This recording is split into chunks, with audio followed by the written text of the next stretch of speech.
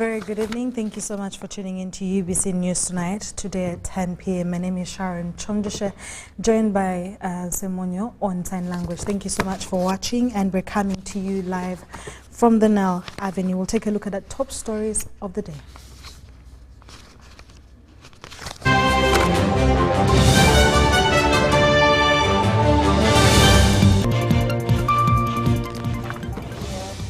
Coming up, President Museveni cautions newly commissioned cadets on corruption.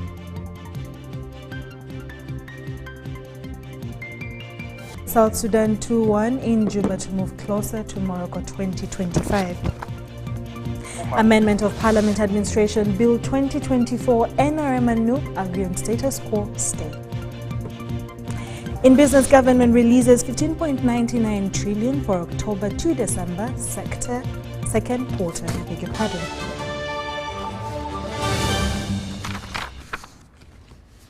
We start off today with President Yoweri Museveni, who has passed out 203 officer cadets at Uganda Military Academy, Kabamba.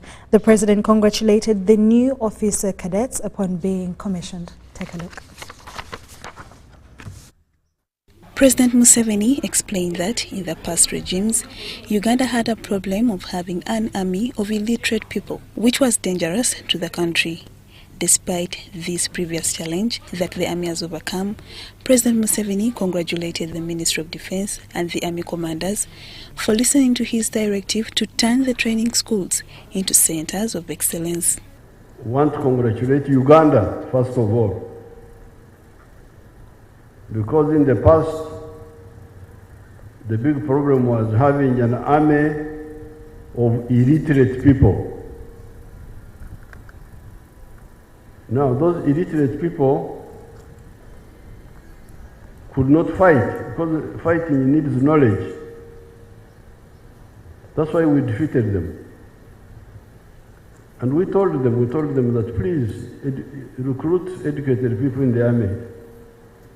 But they were not interested. They thought that illiteracy would help, was good for the army, which we didn't agree. But as you heard, even the ones who are not professionals, all of them are minimum O level, or even in the case of Uganda, A level. Advanced level, and then. So therefore, here I congratulate Uganda as a country for having an army which is educated, able to absorb modern ideas, including the ideas of fighting. The president also cautioned the officers against corruption. Avoid corruption.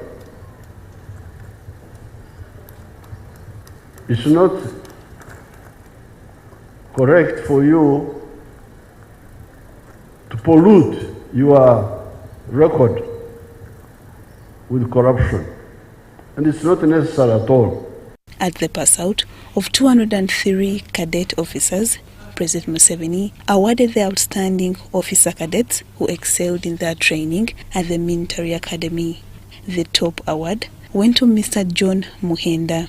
Mr. Muhenda, who holds a bachelor's degree in medicine and surgery, was commended for his exceptional performance across all fields of the training program. The happiest moment for the cadets. The Minister of State for Defense in charge of Veteran Affairs, Honorable Huda Oreru, said as UPDF celebrate the culmination of the hard work, dedication and perseverance of the officer cadets, she acknowledged President Museveni for the unwavering support towards the military and building its capacity to the level of becoming a professional army. Your leadership, Your Excellence, and the vision has guided our nation through the challenging times. Therefore, we are grateful for your commitment ensuring that there is a peace and security in our country. the Deputy Chief of Defence Forces, Lieutenant General Sam Okiding, said Kabamba Military Academy is a large part of President Museveni's strategy and guidance to build Uganda. I want to tell you before His Excellency that where you're going, again I'm saying put things right. Your Excellency, corruption in the army has scaled down. The commandant of Uganda Military Academy, Kabamba, Brigadier General Wycliffe Keita, informed the President that the 203 officer cadets comprise professional cadets from Intake 7 and those of Intake 3 under the Bachelors of Defence Studies program. And 71 officer cadets of Intake 3 under the Bachelor of Defence Studies program. Brigadier General Keita also revealed that during the training, the officers demonstrated commitment and unwavering dedication, discipline and excellence.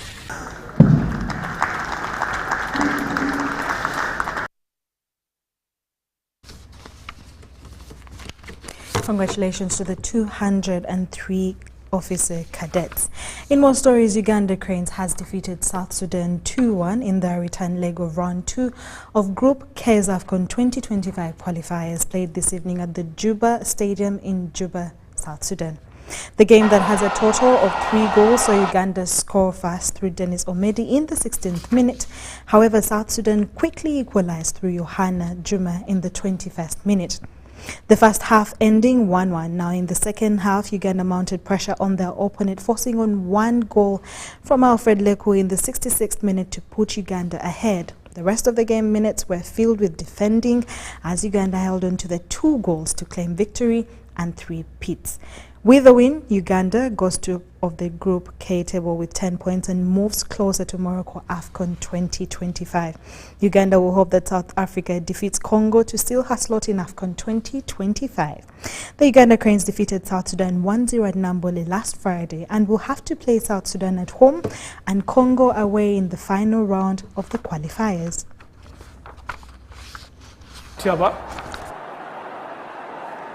Ball comes in from Mutiaba. Oh, Uganda Cranes have scored the second goal. Well, South Sudan Bright Stars are down to African Cup of Nations qualifiers. Scored against Congo Brazzaville, and today rising up.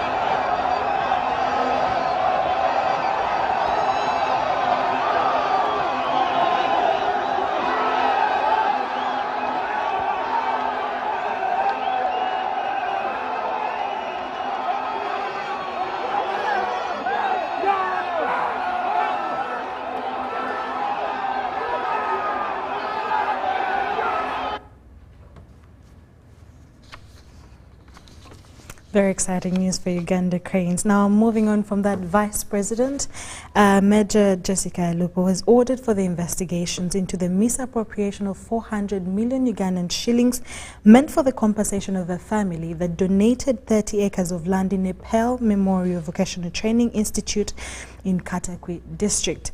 Alupo said that the family of Paul Ochole donated land to the government for the establishment of the institute, but the compensation has never been fulfilled. In this report, the Vice President directed the Internal Security Organization and Government Aid Corruption Agency, Anti-Corruption, agencies interest themselves in finding the whereabouts of the missing 400 million Ugandan shillings compensation to the family of Ochole. Let's have the details.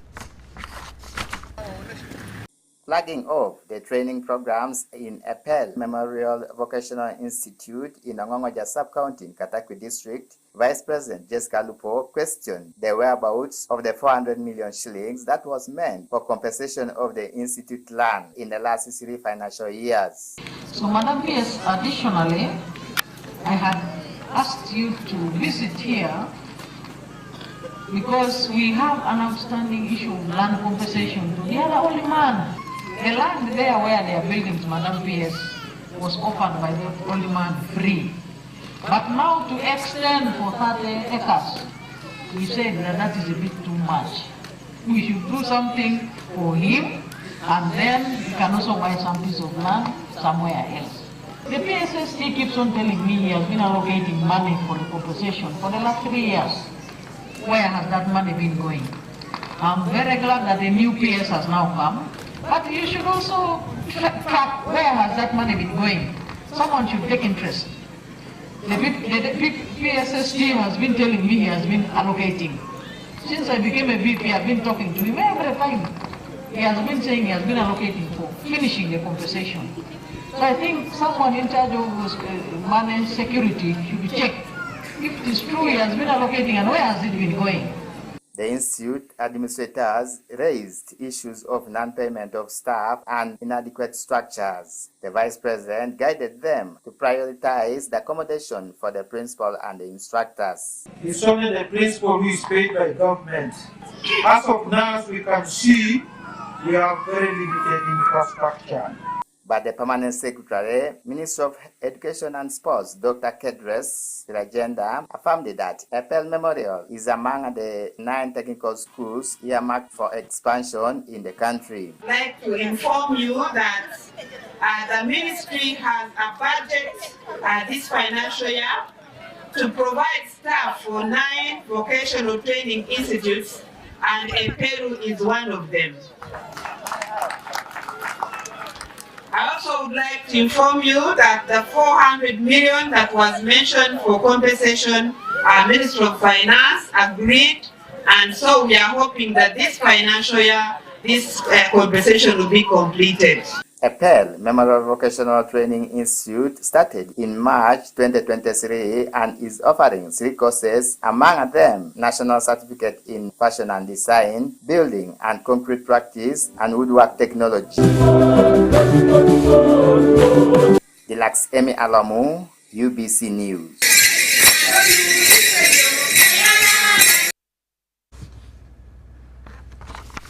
Now, moving on from that, the Prime Minister of Uganda, Right Honorable Nabanja Robina, has today convened a meeting between 2 kingdoms, and that is Buganda and Bunyoro, to resolve an impasse over land ownership in Chisenyi, Kampala. The contested piece of land is located in Chadondo, Block 12, Plot 289, 290, 291, among other plots in Chisenyi, Kampala. Details follow. According to Prime Minister Robina Nabanja, President Yoweri Kaguta Museveni directed her to handle the matter so that the government of Uganda can buy this land to settle vendors who were evicted from the streets of Kampala. The contested land is being claimed by a number of individuals and entities who include MS Boost Investments Limited, a company managed by A1 John Bosco Monge, MS Wulega Investment Service Limited, a company managed by Okia Richard, Wanswa Lawrence and Dingiro Paul, the administrators of the estate of the late Ernest Keresipo Kizito, as well as the cultural institutions of Buganda and Bunyoro Kitara Kingdom. Nabanja says that the purpose of this meeting was to bring together all the parties and stakeholders with vested interests on the said lands to agree. There is a meeting and see how best we can have these encumbrances handled. The major purpose for this meeting was for us to agree on how to move together. The Kingdom of Buganda delegation was led by Prince Wasajja, while the Bunyoro Kitara Kingdom was led by the Prime Minister Andrew Byakutaga and had the Chief Prince Mugenyi Ruchunya. The Minister for Lands, Housing and Urban Development, Judith Nabakova, read out the resolutions of the meeting. However, Nabakova warned the Kampala Capital City Authority not to rush in purchasing the contested land because ownership is not yet streamlined. It resolves the underlying issues. Let us be given time. Because when we buy from somebody who is and then we get issues. Let them hold the process. We first verify the mile ownership interests. Prince Wasajja welcomed the idea of the government of Uganda intervening in the matter and promised to offer necessary support to have the matter resolved. The meeting was also graced by Senior Counsel Matthias Mpuga, representing Buganda Kingdom. Story compiled by Ismail Kasoha for UBC News. In more news, Toro Chief Magistrate Court has sentenced Moses Ejangu to 36 months in prison after pleading guilty to the violation of Section 25 (1) of Uganda National Examinations Board Act. Ejangu is a primary teacher at St. Mary's Junior School, Namirembe in Nakaseke District, and he was arrested alongside Dennis Juko. Take a look. Last week, police in Toro District netted 2 teachers on grounds of vending fake 2024 primary living examinations final papers. These were Moses Ejangu and Dennis Juko, who are both primary teachers. The two have this Tuesday appeared before the Toro Chief Magistrate Court and pleaded guilty to the charges. Having not wasted the court's time, Ejangu have received a 3-year sentence, whereas Juko has been remanded. The two are currently deposited at Murikap-Tipe prisons in Toro District.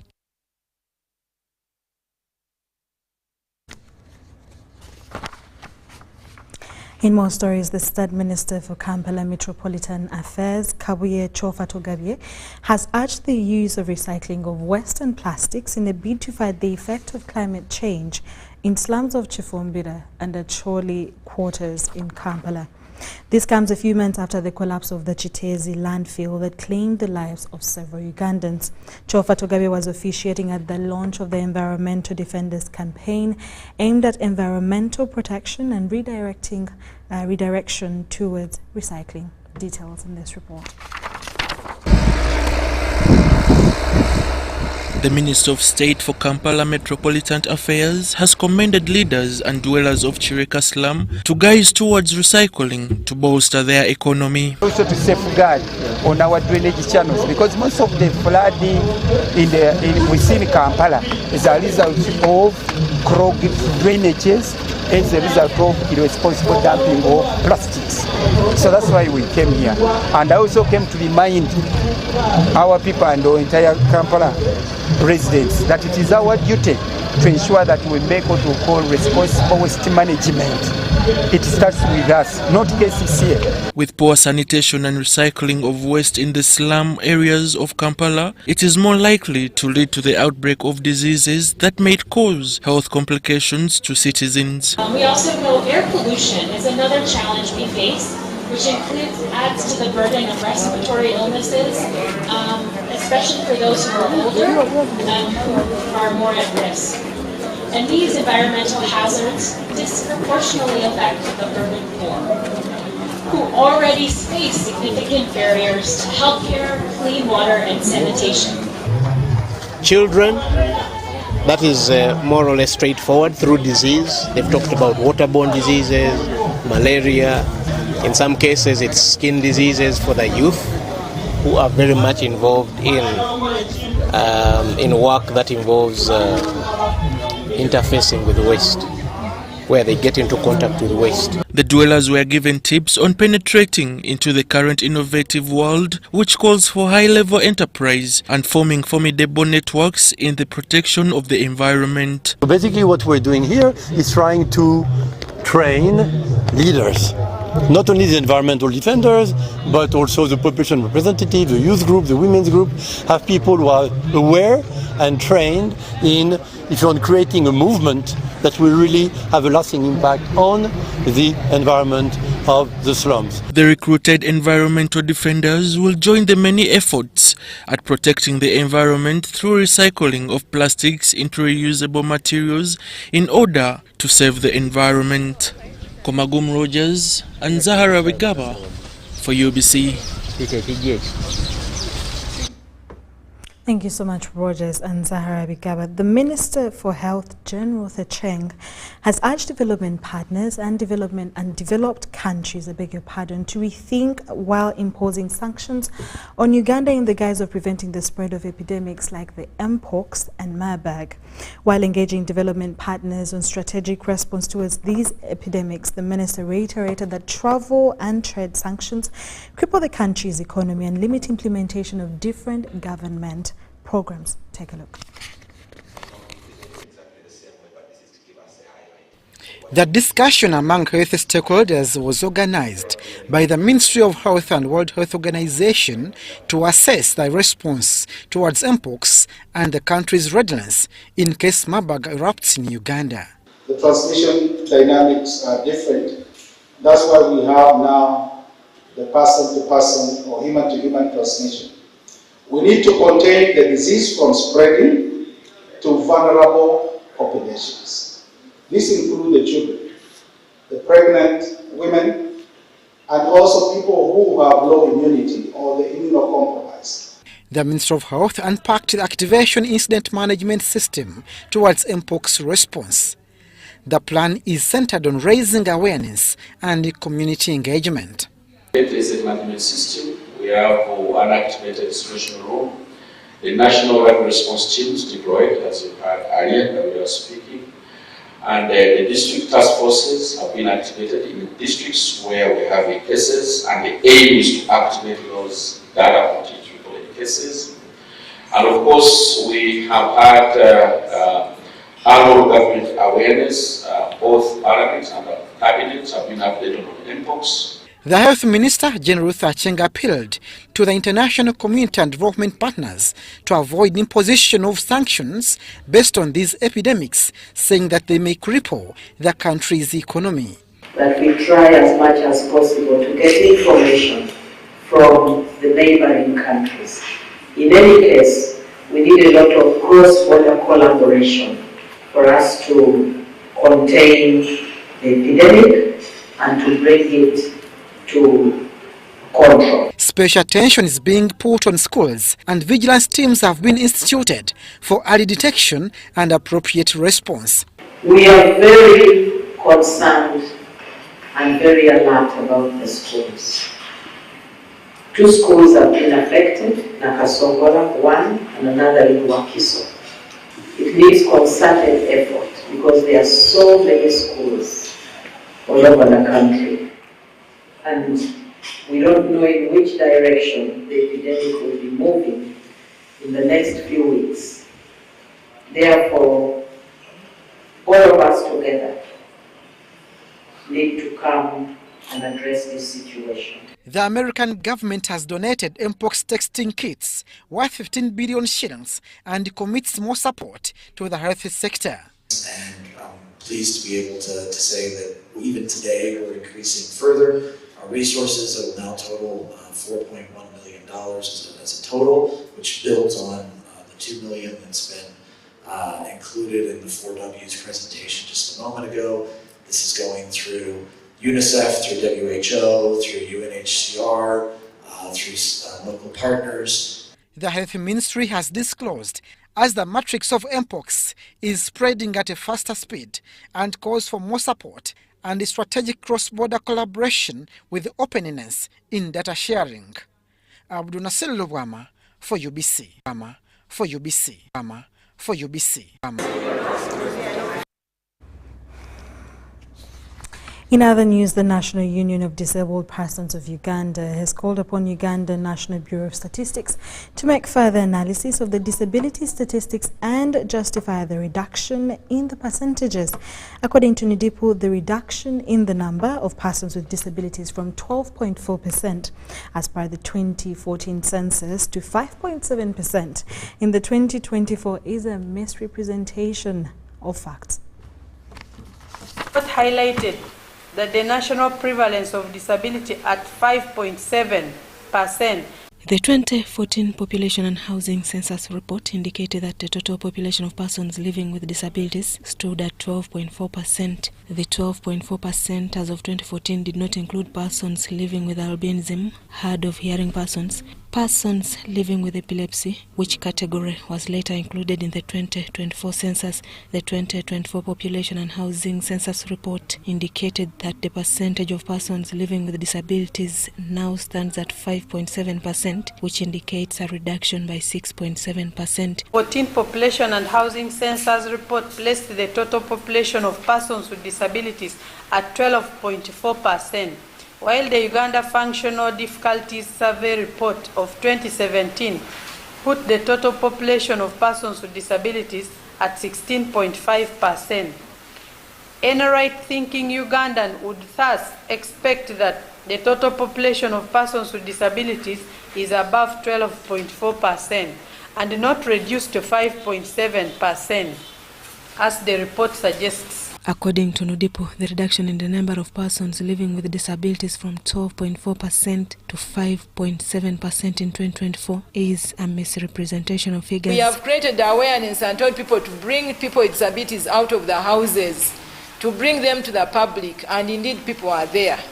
So if we say that the number has reduced, government is going to imagine that 5.7 is a number that they can ignore. So they will not plan for them, they will not budget for them. They are concerned that this is going to further suppress representation and service delivery of persons living with disabilities in government programs and budgeting. A housing and population census that pointed to 12.4%. A decision was taken by government that under the parish development model, persons with disabilities would benefit 10% of those funds.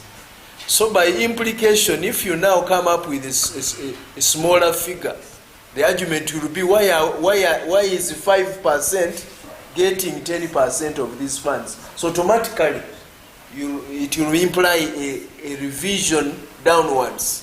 Nudipo wants UBOS to do a fresh analysis and come up with a justification on reduction of percentages and further categorize the disability prevalence by districts. The statistics on disability should further be analyzed to provide a clear disability prevalence. That the second Uganda Functional Difficulties Survey be undertaken. The 2017 Uganda Functional Disabilities Survey report indicated that the total population of persons living with disabilities stood at 16.5%, slightly higher than the 2014 census figures. Susan Naunga reporting for ABC TV. In more stories, the European Court of Human Rights in Strasbourg City, France, has quashed a case filed by Sorority-based lawyer Joshua Okello against the UK government over sanctions on Uganda's parliamentary speaker, Anita Among. Okello, who refused to reveal his next move, assured Ugandans that he would still win the case, stating that the British government has insufficient evidence to back up their allegations against the speaker. Okello has a detailed report on this story. Joshua Okello, a Sorority-based lawyer, feels disgraced after his case against the British government over sanctions on Uganda's parliamentary speaker was dismissed. And neglected justice is poisonous to the society. So why not allowing true justice to prevail? If you digest the actions of these whites in the society of the right-thinking people, I think this is regarded as an act of humiliation on their side. Okello says he did not expect the European Court of Human Rights in Strasbourg, France, to deny him justice, given their role as a custodian of the law. I believe the European Court of Human Rights is based on a strong and committed to promoting human rights, democracy, and rule of law in the whole world.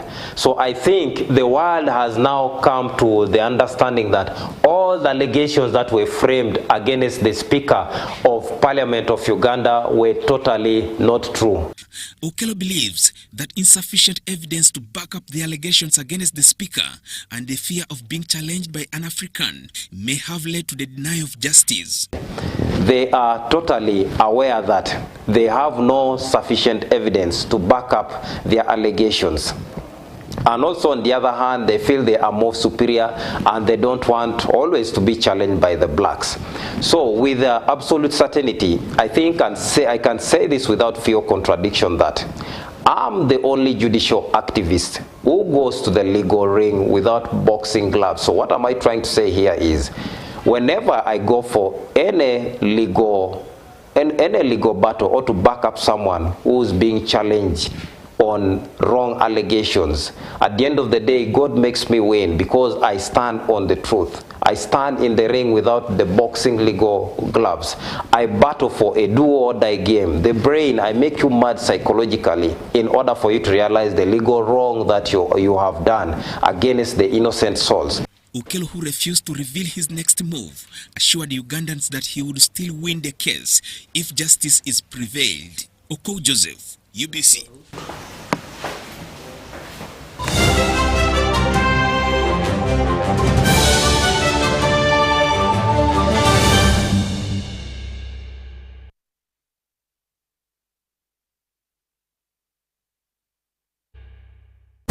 Winning requires the stamina of a lion. But most importantly, it requires that you carry that water up the top of the hill. However, you must use a spoon. Take the water now. Go, run, climb up the hill in 72 spoons. Faster, go, go. Winning is hard, but with MTN Momo, it's easy. Simply pay or shop with Momo for a chance to win mobile money every day. Use the Momo app or dial *165*3#. Made in Mbale, the ultimate trade show and expo 2024. Join us for an exciting showcase of Made in Uganda industrial products, proudly presented by Honorable Minister Evelyn Anite and Chairman Tiang Tangru Paul Zhang. The trade show will be held at Mbale Industrial Park on 18th and 19th October 2024. Come and experience the best of Ugandan industry, all products from Mbale Industrial Park. Entrance is absolutely free. The chief guest, His Excellency Yoweri Kaguta Museveni, with other guest speakers including the Vice President, Her Excellency Jessica Lupo, the Prime Minister, the Right Honorable Robin Nabanja, the Minister of Finance, Honorable Matia Kasaija. The Mbale Industrial Trade Show and Expo by Uganda, Build Uganda, powered by the Minister of Finance, Planning and Economic Development. Uganda, are you ready to kick things up to the next level?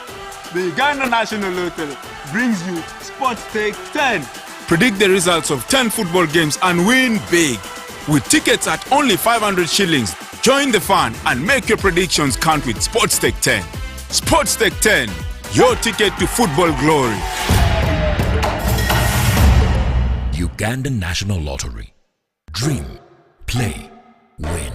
Participants must be 18 years or older. Play responsibly. The Uganda National Lottery is operated by Ituba Uganda and regulated by the National Lotteries and Gaming Regulatory Board. Do you need data collection services, data analysis and reporting, monitoring and evaluation systems? Then contact Mood Technologies, a professional research firm that has provided many organizations with timely research solutions for over 15 years. For more information, visit www.mt.co.ug or call us on 0704 913 399 or 0782 602 963. Visit our office in Kampala at Sayuni Complex in Tinda. Mood Technologies, your professional research firm.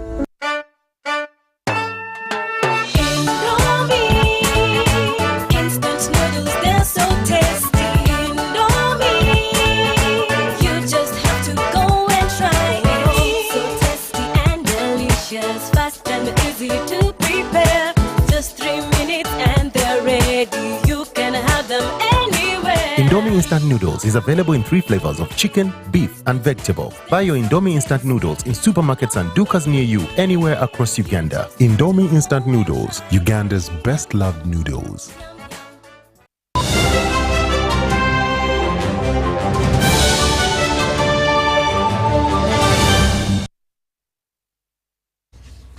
Welcome back from that short commercial break. As we continue, the National Resistance Movement Party at Kampala chapter has vowed to fight for the liberation of formerly NRM stronghold bases now under opposition occupation in the forthcoming presidential polls. However, they urge their colleagues to stop the politics of divide and rule that has immensely costed the party in the previous elections. Take a look as Moyengo reports. These are members of the National Resistance Movement Party leaders and supporters. they have taken to the streets this Tuesday to celebrate their achievements and also brainstorm on what the way forward for the 2026 general elections should look like. These have been led by the Mayor, Kampala Central, Salimu Uhuru. We called reconciliation meetings. We called all our leaders of Kampala district of reconciliation because there's no way you can go for election when there's no reconciliation. They later on converged at Kampala railway grounds in the city centre. You very well know our expression of interest of candidates is next month. We want, when we go to our primaries of NRM, we have zeroed on reconciliation, we are zeroing on a candidate and support the candidate until winning. Salim Uhuru, the mayor of Kampala Central, says it is time for members of the NRM party to reunite and work towards reclaiming the grounds lost to the opposition parties in Kampala. Brothers and sisters, we all cannot be mayors, we all cannot be MPs. Let us accept there's someone better than you. And when we accept and zero on the person, just come behind. What we want is free and fair elections from the primaries of the NRM. The moment you come out there and you lose, accept you lost, because we're not going to accept independent candidates. The day was concluded by endorsing President Yoweri Museveni for the coming 2026 presidential election. As flag bearers of Kampala, this time we assure the president that he's going to win with a big margin in Kampala. Previously, there has been challenges of the results of NRM, especially the president. And we have decided all to zero on His Excellency Yoweri Museveni as our candidate.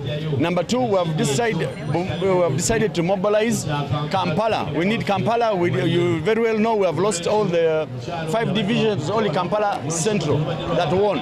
But this time we need all the 4 other divisions to win Kampala. Robert Onyango and Joseph Mingo for UBC News.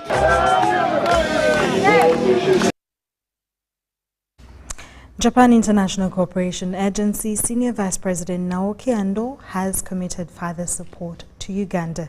This was during the commissioning of the Oshe rice seed storage facility in the Rhino Camp refugee settlement in Arua district.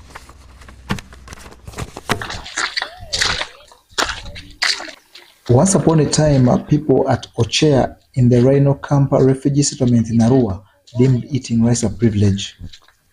But now, with the intervention from the Japan International Cooperation Agency JICA, this has changed, with rice now among the staple and major cash crops of the area. Yeah, rice is one of the best valuable and cash crop in this region. Yeah, JICA is promoting rice in Uganda since 2004. So now we are celebrating 20th years anniversary year for rice promotion this year. So we would like to promote rice because it's a very good cash crop for the refugee and host community to the region. This, the Japan International Cooperation Agency has done through collaborations, some of which have helped set up Musomesa Field School that has helped with increased production. What we see here are really things that are done by the farmers. And I think the importance of this is it is helping farmers to have food on the table without having to wait for food rations, which has been dwindling over the time. And so this to me is one of the projects that is contributing directly to the food and nutrition security of both the refugee community and also the Ugandan nationals that are participating in this project. Japan International Cooperation Agency hasn't only helped increase production, but also constructed a rice seed storage facility at Ochea. This facility has been commissioned by JICA's Senior Vice President Naoki Ando, who lauded Uganda for its open policy towards refugees and promised further support. We respect the government of Uganda's open door policy. That is so wonderful policy, which all other countries to follow, I think. And in that sense, we really, push that policy to go, successfully. That is what we are thinking. So what we did in this project, rice production promotion and also storage facility, it's a marketing rice to marketable things. And they so making income generation of people of Uganda and refugees. That is very, very important for us. This was during a site tour of development cooperation projects, including the 5-year JICA-supported project on the promotion of sustainable rice farming development, EcoPride. In Rhino Campochea, we are supporting rice farmers. We train them, and we're also supporting them to produce quality seed. Here, where we are at the facility, the project will support our farmers to develop a sustainable seed business, whereby they will produce certified seed, and we shall be able to link them to seed companies within the West Nile region, and shall enable them to create market linkages from here to other farmers and other development partners that are within the region. EcoPride, that mainly focuses on upland rice, seeks to ensure that sustainable rice production technologies are developed and practiced. Whereby we started with farmers producing on less than half an acre. Right now they're producing to 2 and beyond 2 acres of rice fields. So we are seeing change in production, improvement in production, but mostly productivity. Our target is achieving more from small fields. The dream for JICA and the local community is to see increase in production, but this after challenges like lack of equipment and weather variations are sorted.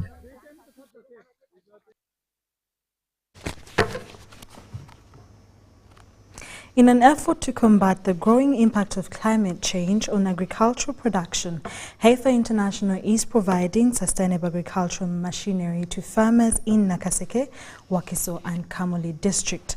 This initiative, supported by the Mort Foundation, is aimed at reducing the carbon emissions associated with traditional post-harvest handling processes. Take a look.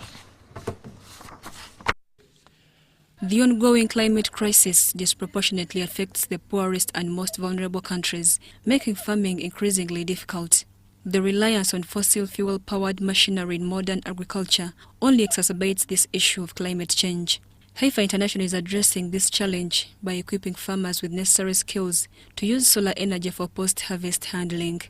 And the foundation felt that it would be nice to ensure that the people who are poor follow a different path out of poverty and don't instead depend on fossil fuels that have already caused very much climate change already. So the foundation chose to support the adoption of solar energy as a main form of energy to leapfrog the dependence on fossil fuels.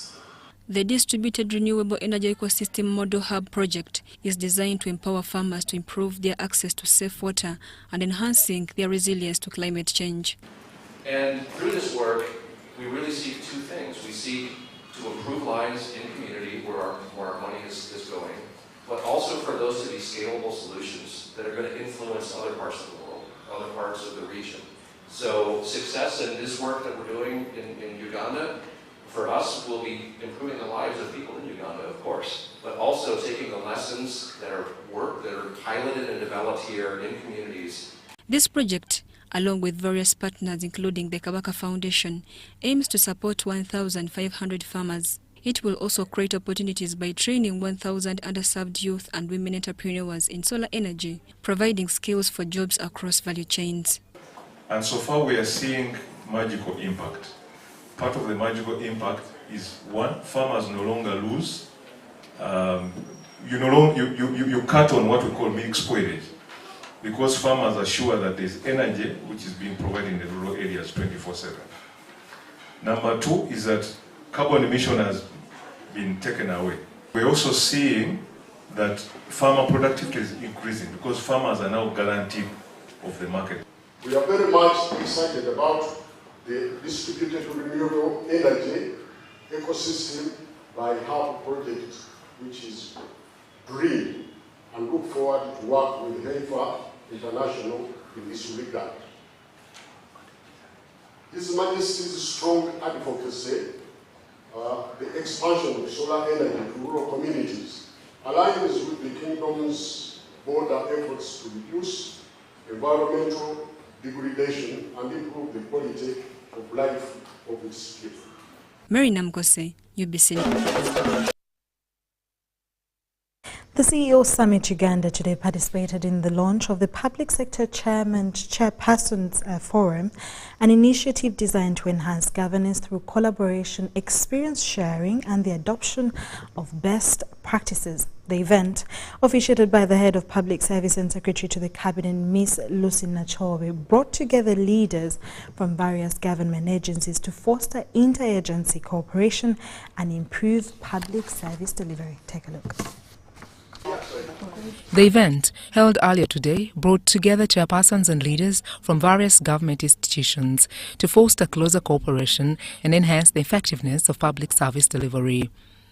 The forum aims to establish a platform for continuous dialogue among governance-level leaders. For this particular, we've had an average of, we've had about 21 chairpersons from parastatals. They are saying this should have happened like yesterday because they've not had a forum that brings them together. At the CEO Summit, we run the annual CEO Forum, and that brings together captains of industry.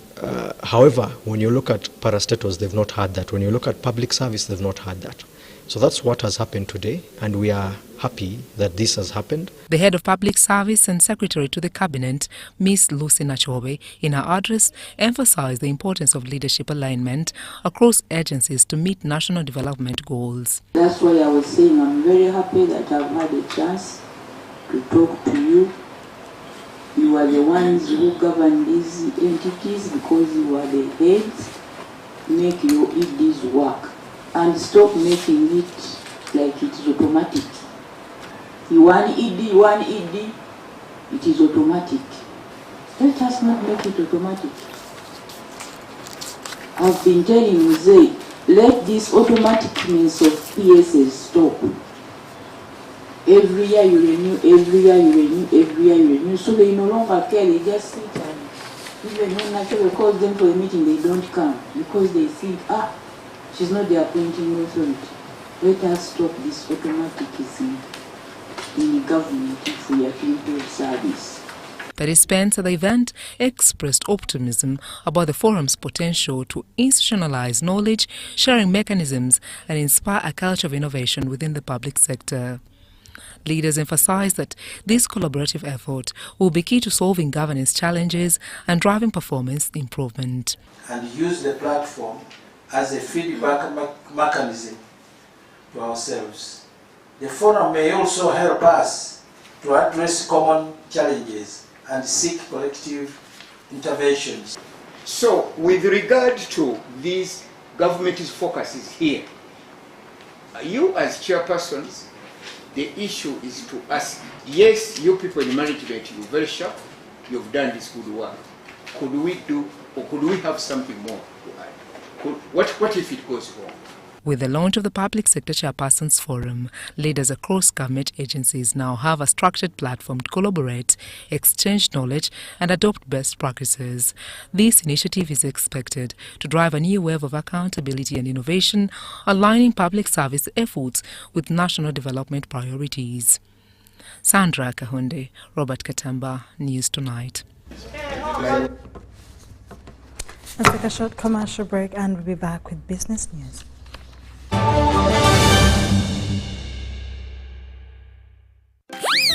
Hey kids, we're going to count today. 1, 2, 3, 4, 5. Enjoy 5 ways to love your baby, smoothen and protect your baby's skin with 5 new gentle formulations. Original to nurture your baby, aloe vera to protect your boo-boo skin, cocoa butter to comfort your pinkle, mild scent to soothe your little one, and avocado to soften your boo-boo skin. Available in all supermarkets, retail shops, and cosmetics shops near you. Move it, baby jelly. All day confidence. You used to tell me that I don't make you happy. All that time you would be complaining. I'll call you every day, yeah yo, baby don't know. can now get all the chibuzi out with MTN voice bundles. Call all networks Kubei Dondoro. Buy a 25-minute voice bundle for only 1,000 or buy any daily voice bundle of your choice. Dial *100 *21 hash and select daily or use the My MTN app. When we talk together, we are unstoppable.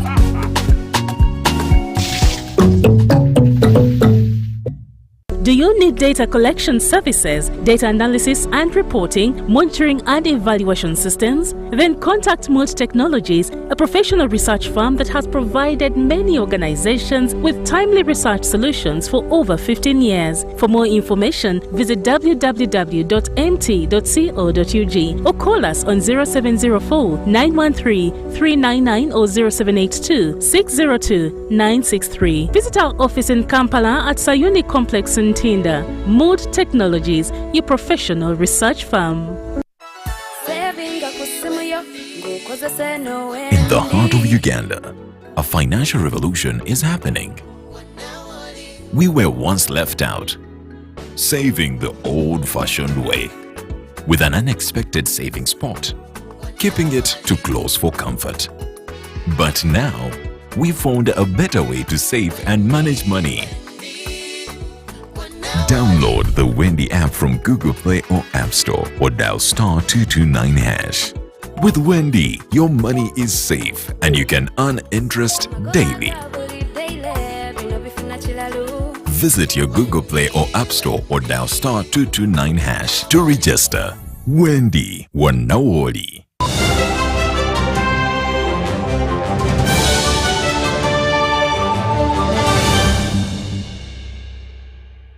Welcome back from that quick, short commercial break. The CEO Summit Uganda today participated in the launch of the Public Sector's Chairperson Forum, an initiative that was designed to enhance governance through collaboration, experience sharing, and the adoption of best practices. Now, the event, officiated by the Head of Public Service and Secretary to the Cabinet, Ms. Lucy Nachowe, brought together leaders from different agencies and also to foster inter-agency cooperation and improve public service. Take a look.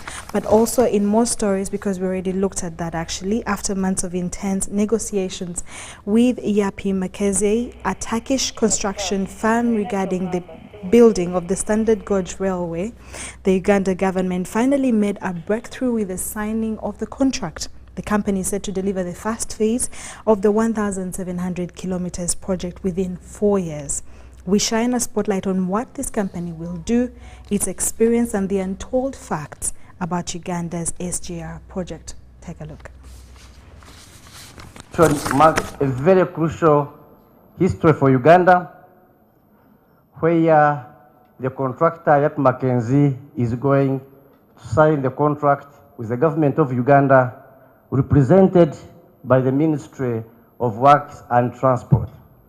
In 2015, the Uganda government entered a deal with China Harbour and Engineering Company Limited to implement the SGR project on condition that the company helps in securing funds for the railway from the Chinese Government Export and Import Bank. After years of fruitless talks, Uganda last year terminated the agreement after it became apparent that China's Exim Bank was reluctant to bankroll the project. Uganda then entered talks with the Yapi Makeze last year. With the contract now signed, it simply means the deal awaits the physical launch for the works to begin in November 2024.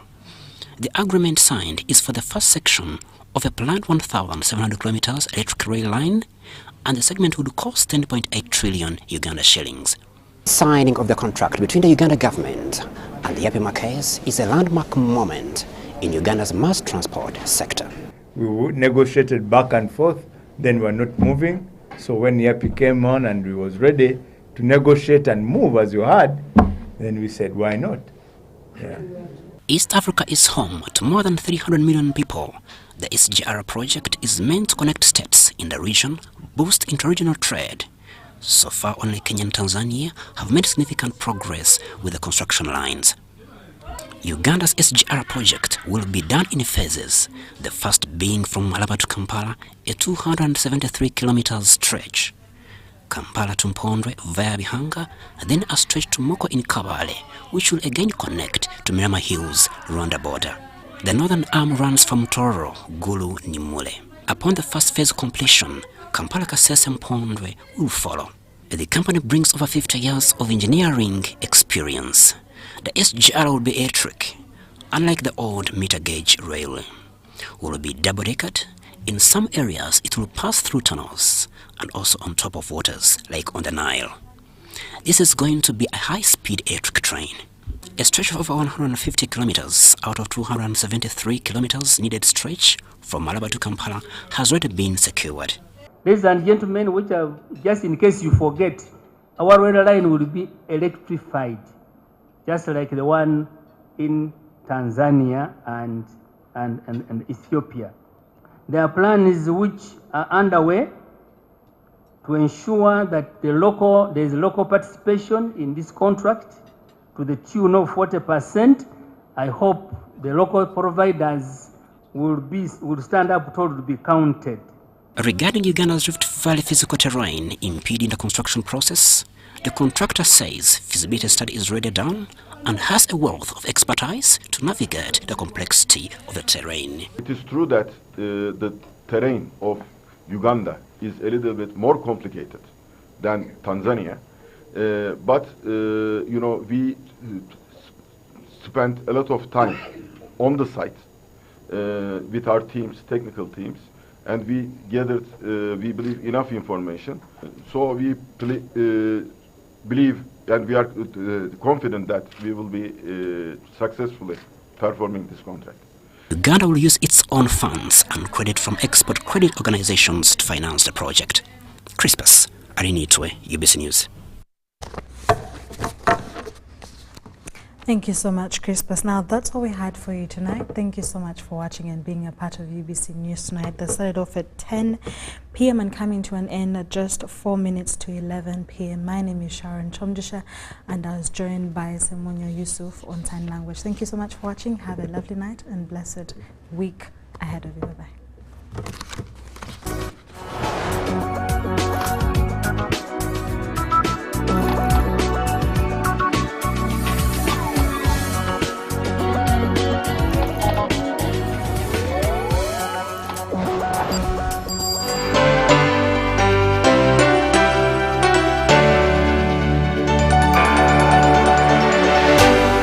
UBC, inspiring Uganda.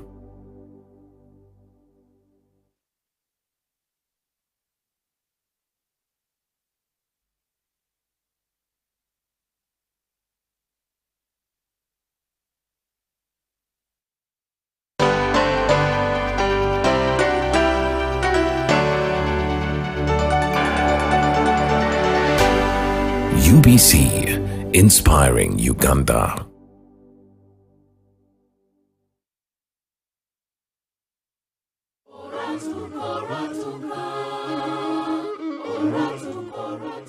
In a world where every day is a battle for survival, one man endures grueling hardships just to make a living. Yes, sir.